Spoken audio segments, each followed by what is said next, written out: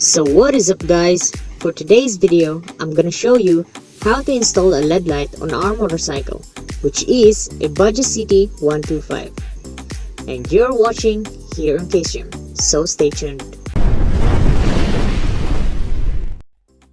Okay guys, disclaimer first. I am a non-pro mechanic and this video is for educational purpose only. Do it at your own risk.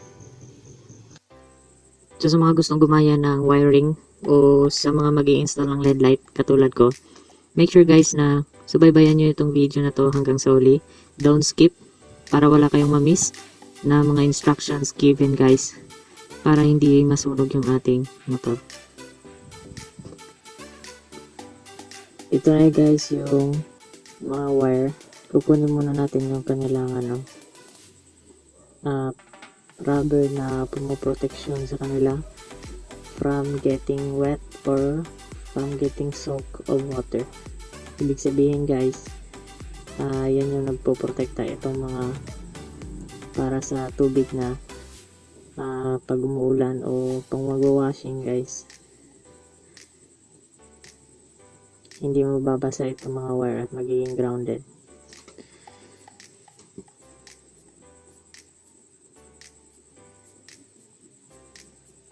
Okay, itong green na hinahawakan ko, ito yung connection sa ating starter at yung ating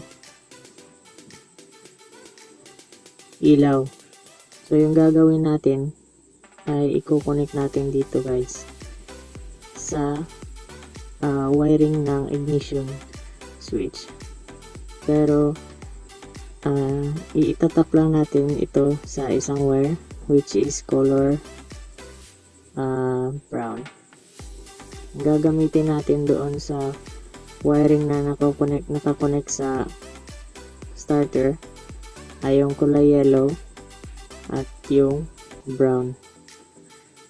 So I made this video guys na hindi ko na pinaikli. Gusto ko makita nyo na step by step kung paano ko ginawa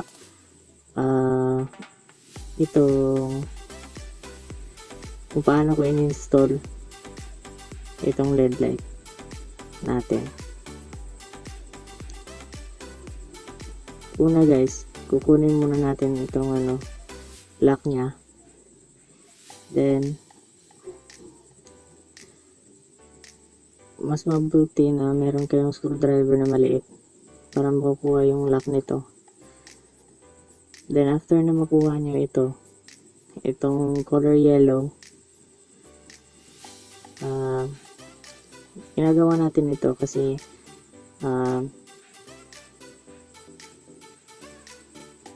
para magiging battery operated yung ating ilaw.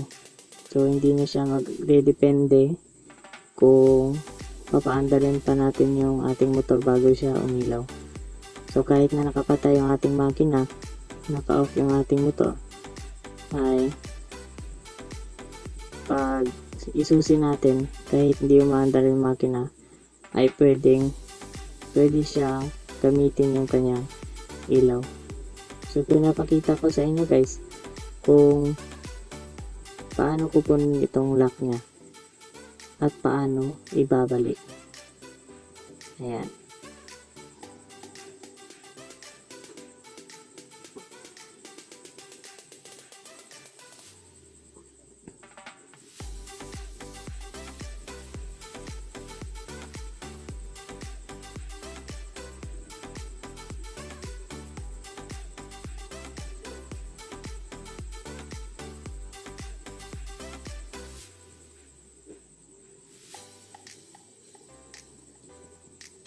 Okay, yung wire guys na sinukat natin kanina, so mas mabuti higpitan natin yung pagkalagay ng wire para hindi siya madaling mabira o ma-loose. So gagamitan natin ng electrical tape to make sure na maganda yung pagkalagay nyo. na make sure guys na hindi siya mababasa ng ulan. So yung akin guys ay for temporary lang yan. Hindi ko talaga pinalibutan ng electrical tape. Dahil this video is for demonstration lamang guys, na papakita sa inyo kung paano po ginawa yung tutorial na ito. So kukunin muna natin itong wiring na nagko-connecta sa ating ignition switch. So makikita nyo dalawang wire na natap. Yan yung voltmeter, wire ng voltmeter. So kung gusto nyo makita yung tutorial, lalagay ko na lang yung link in the description below at tingnan nyo na lang guys.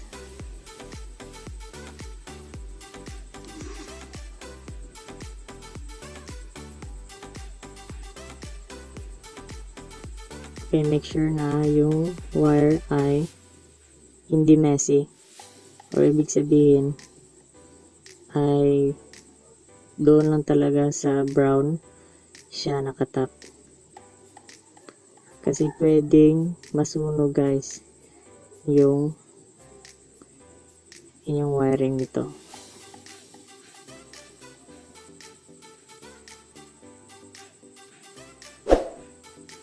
Okay, sa pagkuha naman ng ating ilaw, sa pag-change naman ng ating ilaw, kukunin muna natin itong rubber. But before that guys, makikita nyo, hindi siya basta-basta makukuha yung ating ilaw. Meron kasing pin na nakalagay na nagsisecure sa ating bulb. First, kukunin muna natin ito. Ipapakita ko sa inyo guys kung paano kukunin at paano din siya ibabalik. So ito yung kanyang pin. Makikita nyo,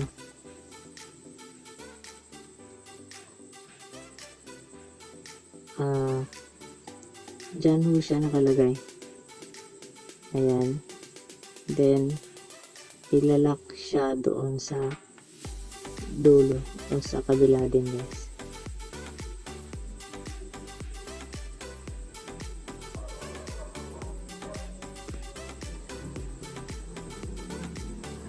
So ayan, kung makikita nyo, ayan, ganyan siya na secure. Ganyan yung sinisecure yung ating bulb. Inulit-ulit ko kasi gusto ko malaman yung kung paano kinuha at paano ibabalik. So papanda rin muna natin kung talagang battery operated na. Ayan. Hindi naka-under yung makina pero pwede na nating magamit yung kanyang ilaw dahil battery operated na siya. Yung purpose ng gulay yellow at yung kulay brown na itinap natin ay para magiging battery operated yung ating ilaw. So next, yung ating gagawin ay kukunin natin itong bulb at papalitan natin ng LED light. So hinay-hinay lang guys para hindi siya mapungil o matanggal yung ibang parts ng o hindi masira yung ating original bulb. I-unplug natin itong nasa right ko. Yan yung makikita nyo, nakuha na. And then nakikita nyo merong dalawang red wire and there is one black wire.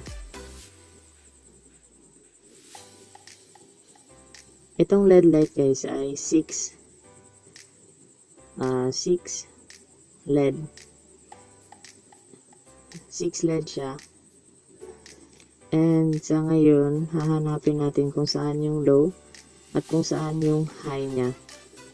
Then, yung isa, itong kulay green, ito yung ground niya. So, yung ground doon ay nasa black. Itong nasa right ko. So, itong blue, itong dalawang blue, hanapin natin guys kung saan yung low and high dito. Babalatan muna natin ng kaunti para maitap natin sa mga wire. And, ayan, sakto. Itong wire na itap ko, yan yung low. ng ating motor. At sakto rin na na-tap ko guys sa tamang posisyon niya. And then itong isa ay nasa high na light yung ating na-tap. Then itong green ay nasa red, black pala guys, black na wire. Kasi yan yung ground niya. So hindi aandar, itap natin yung, so yan guys, working siya. Makikita nyo guys, high at kanyang low.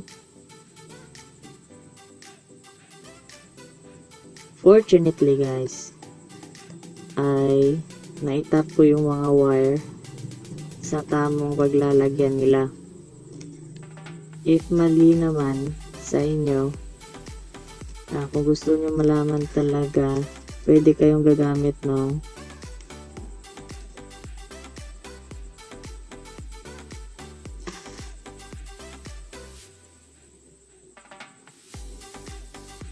yung tester, kung saan talaga yung high and low ng ating LED light.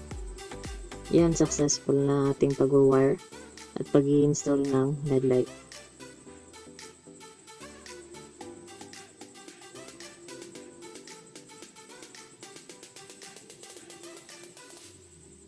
I-secure nyo na lang guys ng mabuti para hindi siya matanggal. And make sure na hindi rin siya mababasa.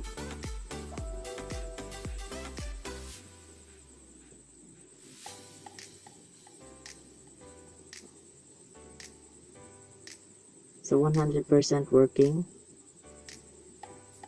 Yan yung high.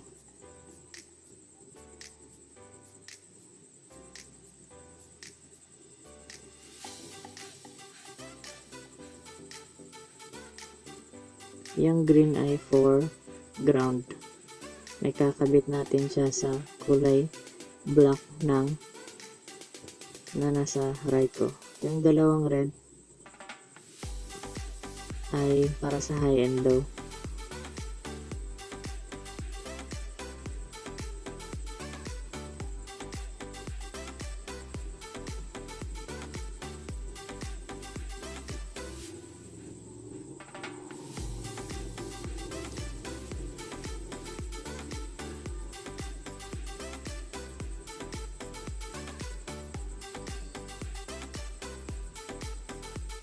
Pag ilalagay niyo na sa headlight, yung LED light, meron siyang yung pareho nung sa isa kanina na kinuha natin yan. Meron siyang kasama na ganito sa kanyang box. Kaya hanapan nyo na lang paraan guys para maisaayos yung paglagay ng LED light dyan sa butas na yan. Kailangan solid, kailangan nasa tamang paglagay para hindi siya mahulog.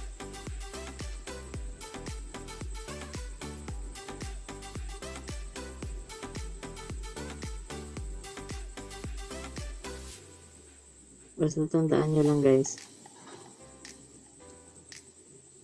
yung ground, highlight at yung low light.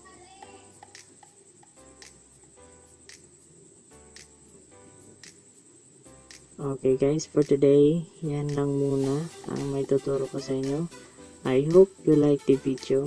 If you like this video guys, please leave a like or press the like button on the below section and comment down yung reaction nyo at kung ano yung masasabi nyo sa video na to. Thanks, please subscribe. Don't forget to hit also the notification bell. Thank you.